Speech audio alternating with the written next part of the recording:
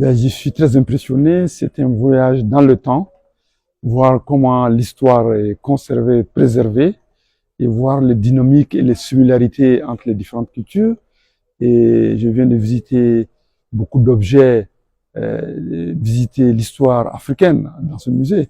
Donc, c'est plein d'enseignements. Je crois que ça nous inspire et ça va certainement avec notre frère Ousbi Sako, on va développer des programmes ensemble. Comment est-ce que ce transfert de compétences puisse être effectif au niveau du musée national de Bamako, mais aussi dans d'autres musées à travers la ville, la région du Mali.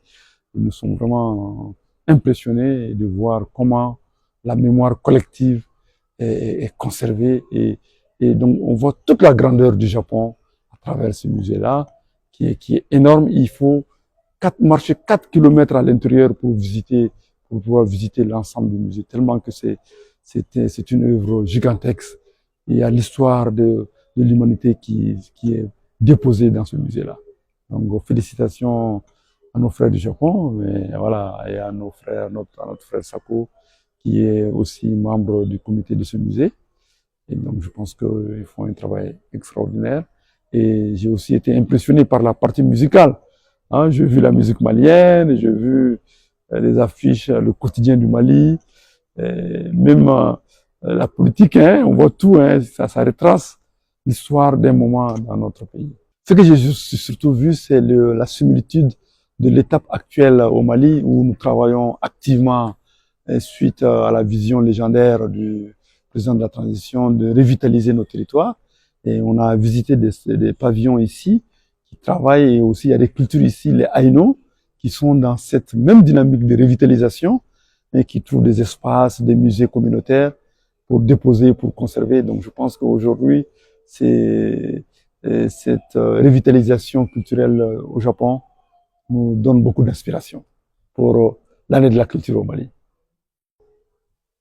Oui, merci beaucoup pour venir ici. Et monsieur le ministre, je suis très heureux. Oui, c'est mon grand honneur. Et je n'ai pas de mots. Oui, c'est très grand honneur. Je suis heureux de avoir beaucoup d'amis de Mali.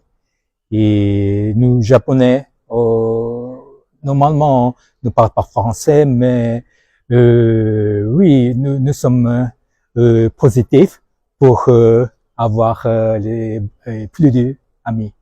Oui, merci beaucoup. Et bon, ce musée, de par son nom, c'est le musée national ethnologique.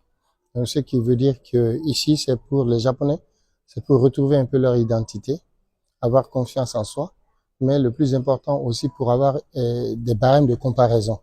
Parce que pour se voir, on utilise les autres cultures comme miroir, en fait. Donc, c'est un peu aussi l'idée du musée, donc de montrer les autres cultures aux Japonais, leur donner des références et en même temps de se retrouver. Parce qu'avec la crise identitaire, c'est très important. C'est-à-dire qu'on essaie de rappeler aux gens qui ils sont. Donc, je pense que ce musée joue un grand rôle. Et donc, beaucoup de jeunes élèves visitent ce musée principalement pour ce but-là. Donc, le Japon, vraiment, dans son dynamisme culturel et même dans son développement, ils ont mis un accent particulier sur l'identité et aussi sur leur culture.